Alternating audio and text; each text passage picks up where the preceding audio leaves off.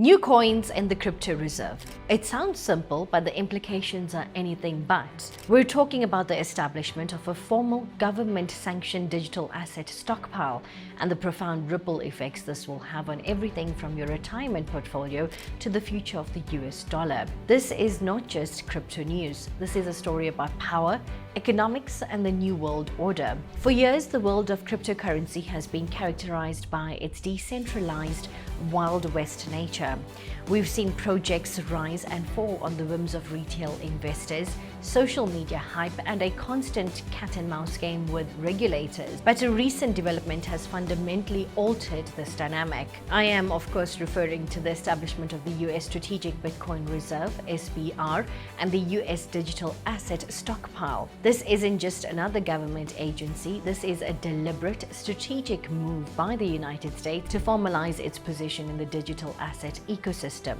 The SBR, established in March of this year, is a centralized custodial account managed by the US. Its purpose is to hold all Bitcoin seized or forfeited to the federal government. Similarly, the digital asset stockpile will manage other confiscated cryptocurrencies. Now, the headline, New Coins in the Crypto Reserve, is more than just an official policy. It's a living, breathing process. It's a testament to the ongoing evolution of the crypto market, where new projects with genuine utility are being created and in some cases are now finding their way into the hands of the government. Let's look at some of the new coins and projects that have recently been making waves. The new projects are not just pump and dump schemes.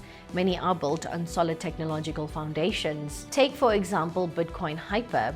This project is building a high-speed Layer 2 network on top of Bitcoin using technology inspired by Solana. The goal is to unlock near-instant transfers and smart contracts while maintaining Bitcoin's core security. The Bitcoin Hyper, or Hyper as it's known, token will power transactions and grant governance rights. The very existence of such a project, which aims to enhance the functionality of Bitcoin, demonstrates the ongoing innovation within the space.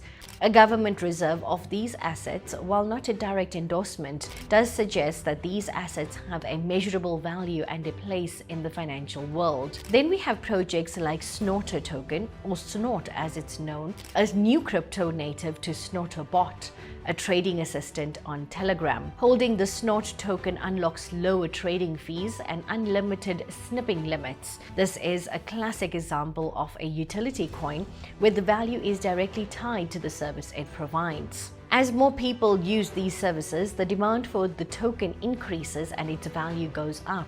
This is a new and powerful form of decentralized commerce. And let's not forget the meme coin craze, which despite its speculative nature is also evolving. Take a look at token 6900 or T6900. This viral meme coin has raised over $1.4 million in a pre-sale and is branded as the first non-corrupt token with a completely fixed supply. While it leans into meme culture, its fixed supply and pre-sale distribution model are a direct response to some of the criticisms leveled against earlier meme coins. The fact that projects like this, whether for legitimate purposes or not, are being seized and catalogued by the government speaks volumes about the mainstreaming of this asset class. So how do these new projects and the government's reserve policy affect the US stock market and global economy? The answer lies in the concept of capital flight and asset diversification. As the crypto market matures and gains official recognition, it becomes a more viable alternative for capital. When investors, both institutional and retail, see the US government holding a stockpile of these assets, it legitimizes the entire space. This could lead to a shift in investment strategies. We may see a portion of capital that would have traditionally gone into a S&P 500 or NASDAQ listed tech stock now being allocated to a diversified portfolio of cryptocurrencies. This is a form of asset diversification on a global scale. The correlation between tech stocks and crypto is a double-edged sword. On one hand, it means that during a bull market, a rising tide in crypto can lift tech stock. On the other hand, during a bear market, a crypto crash can drag down the broader market. The US government's new policy of holding these assets could act act as a stabilizing force. If the government were to ever strategically sell or acquire more assets, it could influence the market in a way that traditional monetary policy might. This introduces a new variable into global market analysis, but the most significant long-term impact is on the development of new technologies. The government's recognition of digital assets and its willingness to hold them will likely encourage more innovation. We are already seeing this with the rise of AI-focused crypto projects like the Superintelligence Alliance. This is a merger of three popular AI cryptos: SingularityNet, Fetch.ai, and Ocean Protocol, all of which are focused on different aspects of AI development, from autonomous agents to data sharing. The potential for these projects to create real-world value is immense. As these projects mature, they will become more intertwined with the traditional technology sector. This could lead to acquisitions, mergers, and partnerships between traditional tech giants and crypto-native companies, further blending the two worlds. Now, let's not forget the regulatory landscape. The Genius Act is just the beginning. The US is also pursuing other regulations like the proposed Clarity Act, which relates to the market structure of crypto assets. This regulatory push is a direct result of the growing size and importance of the crypto market. While some in the crypto community may be wary of regulation, rather, it is precisely this clarity that will allow for the kind of institutional investment and long-term stability that the US government is now signaling with its strategic reserve. Now, why is this so significant? Because the US government is no longer simply liquidating these assets. In the past, seized crypto was often auctioned off to the highest bidder. The new policy, however, is to retain these assets as a long-term strategic holding. This is not just a change in procedure, it's a profound statement of intent.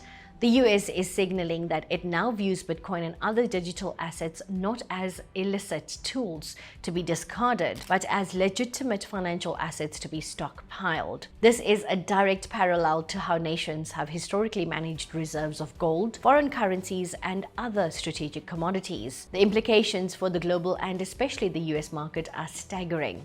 Now, let's break this down into three core areas: macroeconomics, market stability, and the stock market. First, let's talk about the macroeconomic impact. By creating a strategic reserve, the US is effectively treating Bitcoin as a new form of digital gold. This move has two major economic consequences. The first is its potential role as a hedge against inflation. With a capped supply of 21 million Bitcoins, the asset possesses a deflationary characteristic similar to gold. In a world where central banks have been grappling with high inflation, a government holding a scarce non-sovereign asset like Bitcoin could be a way to manage inflationary pressures on the US dollar. Think about it. During periods of economic instability, the ability to leverage a non-fiat, non-inflationary asset could provide a crucial backstop for the national economy. This move positions the US to better manage its own economic stability and maintain the dollar's global standing. The second macroeconomic consequence is on the concept of global dollarization. Other countries, particularly those wary of the US's financial dominance, have been exploring alternatives to the dollar.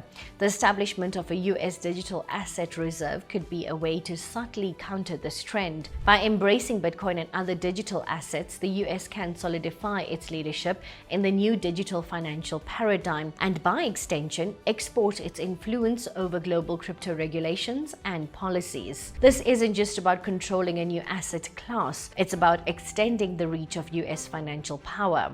Now, let's turn to market stability. The passage of the Genius Act, which is a new US stablecoin regulation, and the approval of Bitcoin and Ethereum ETFs in 2024 have been instrumental in this. The Genius Act requires stablecoin issuers to hold 1:1 reserves in low-risk assets like US Treasury bills. This is a critical piece of the puzzle. Stablecoins, which aren't pegged to the US dollar, have seen their transaction volume surpass Visa and MasterCard combined. The Genius Act essentially links the stability of the stablecoin market directly to the US financial system, thereby strengthening the US Treasury market. The presence of a government-held reserve further adds a layer of institutional credibility and stability to the entire crypto ecosystem. The government is no longer just a passive observer, it is now a significant player. This level of official engagement can reduce some of the extreme volatility we've seen in the past, and it can also attract a new wave of institutional investors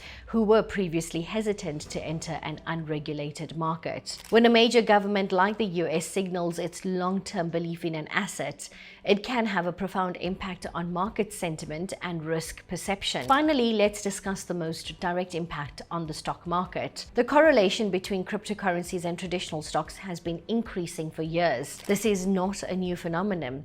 We saw it during the COVID-19 pandemic, and we've seen it during recent market bear phases. Bitcoin and Ethereum are now reacting to economic data like the consumer price index in a manner similar to tech stocks. The approval of Bitcoin and Ethereum ETFs has further blurred the lines between these asset classes, allowing traditional investors to gain exposure to crypto through their existing brokerage accounts. The creation of the Strategic Crypto Reserve will likely accelerate this trend.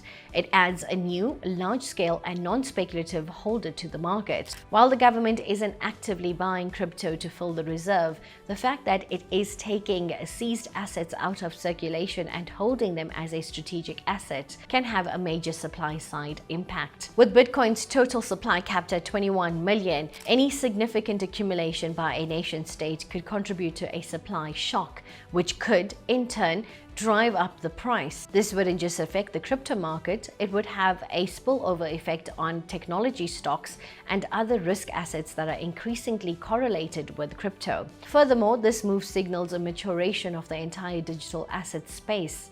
It suggests that cryptocurrencies are no longer just a fringe asset class, but are becoming a foundational element of the global financial architecture. This can lead to increased investment in companies that are building the infrastructure for this new economy, from blockchain technology firms to crypto exchanges and software developers. We're talking about a potential multi-trillion-dollar shift in capital. But it's not just Bitcoin. The US digital asset stockpile, which holds other forfeited digital assets, is also a key part of the story. While these assets may be sold, their retention for a period of time and the official government oversight they receive validates the broader crypto market. We're seeing new projects launch with real-world utility like Render Token, which provides decentralized GPU power for rendering, and the Superintelligence Alliance, or ASI, which is a merger of 3 AI-focused crypto projects. These projects are not just speculative, they are building the infrastructure for the next generation of computing and AI. The government's formal engagement with these assets, even through seizure and retention, gives them a level of legitimacy that was once unthinkable. This can lead to more private sector adoption and, consequently, a positive feedback loop for their value. So what does all this mean for you, the viewer? It means that the financial world is changing faster than ever. The old distinctions between crypto and traditional finance are dissolving. The US government, through its actions, has effectively declared that digital assets are here to stay and that they will be a part of the future financial system. This is a moment of profound transformation. The establishment of the US Strategic Crypto Reserve is not just a bureaucratic footnote. It is a signal to every investor, every corporation, and every nation on the planet. It says that the age of digital assets is not coming, it's already here. And the United States is positioning itself to be at the forefront of this new digital-first world. In essence, the new coins in the Crypto Reserve headline is not about the coins themselves, it's about the reserve. It's about a fundamental change in how a global superpower views and interacts with a revolutionary new asset class. The creation of a government-backed crypto stockpile is a signal that the digital financial revolution is no longer a fringe movement, but an integral part of the global economy. This is a monumental shift that will affect global markets, US stocks, and every investor's portfolio for decades to come. And that's our deep dive for today, from macroeconomics to market sentiment. The new crypto reserve is a story that will continue to unfold, and we will be here to break down every detail. Thank you for watching.